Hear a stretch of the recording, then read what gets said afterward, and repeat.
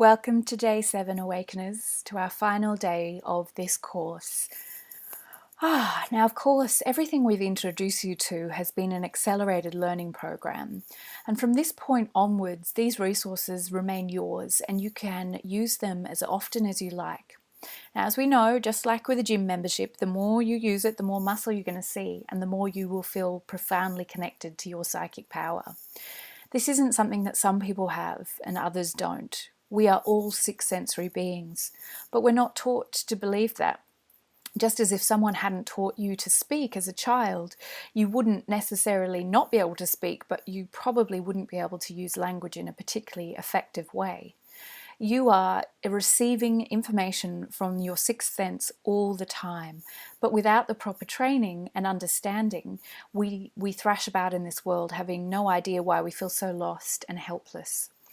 So I honour you and I want you to keep these resources in your care and to use them as frequently as you feel drawn to and with discipline and focus.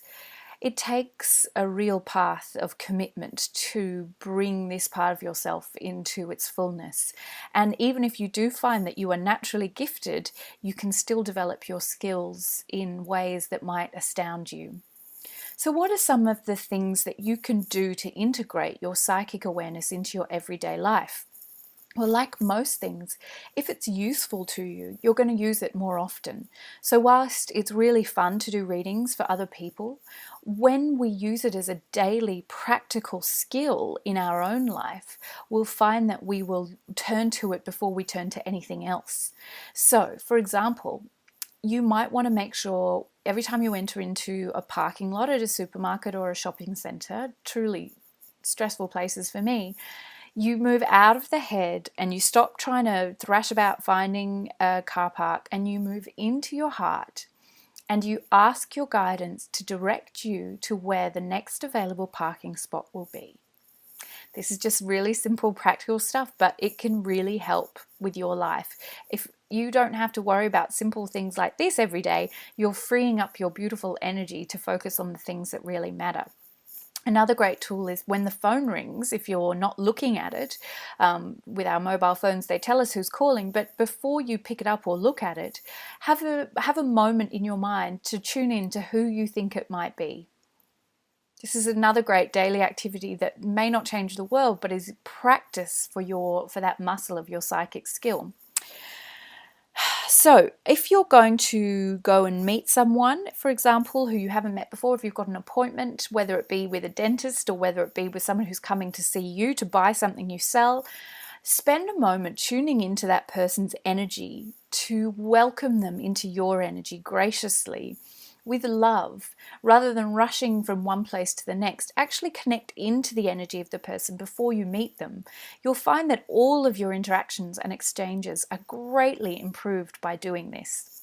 Another way you can use this, of course, is with your relationship, with your partner, or with finding love, if that is something you're looking for.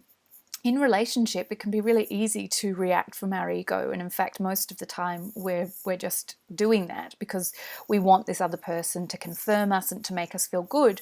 But what if we could actually tune into what's going on for them energetically and receive a message from your spirit guide about how to proceed with that particular person?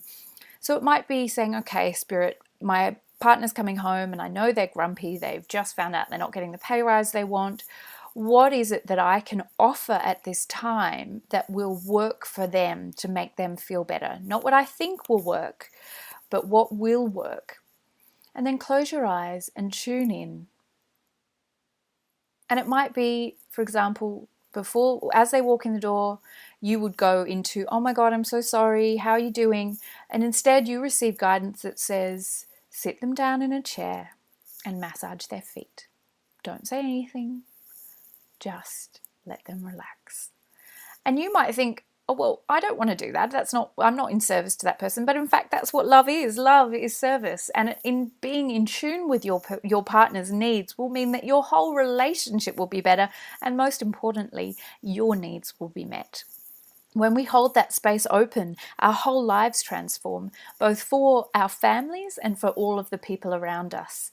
We stop living in a world that feels like friction and tension, and we get into flow. And in that place of flow, we're always making the decisions that work for us. Another thing to remember is that this connection is a dialogue. You're not always going to hear what you want to hear. So, for example, if you're asking a question about love, is my boyfriend going to propose and realize that I'm this perfect goddess and that we should be together? And what you receive is, no, that's not going to happen at this time. Rather than getting all angry, maybe listen to that voice and see if there's something in there for you that may improve your life and your relationship. It may be that this is just not the person and that there's someone way better waiting for you around the corner. If we wait to hear what we want to hear, we may miss out on a much better version of our life. So these are all really simple things that you can be doing every day that will connect you. And of course, here's the big one, meditation. Meditation to begin your day and end your day for 10 minutes, that's all, where you're not asking for information, but you're simply tuning in to that part of yourself where the information comes from, i.e. your soul, and you're nurturing it. And in return, it's nurturing you. This is the place where all our knowledge comes from, this space of openness and clarity of heart. And meditation is the way to keep that clarity of heart and mind and to keep ourselves connected to our guidance. And finally, and most importantly, honor your guidance whenever you receive it with gratitude. So, for example, if you do receive that Rockstar car park, say thank you, universe, or thank you, guides, or thank you, angels. I am so grateful. The more gratitude you express in your life, the more the gracious gifts can flow to you. When you feel frustrated, I encourage you to connect into your psychic space. When you feel blissed out, I encourage you to connect into your psychic space. There's not a single part of your life that won't benefit from being in tune with that part of yourself, which is in fact all of you. I'm so honored that you have come on this journey with me. There's so much I want to share with you, and I hope that we can take more journeys together again in the future. Stay tuned for more programs that we'll be offering soon at Lightworker Institute, and have a look at our website to see what else you can tap into now. Remember, stay open, stay in your heart, stay in love, and you'll be in the right place to receive your psychic power.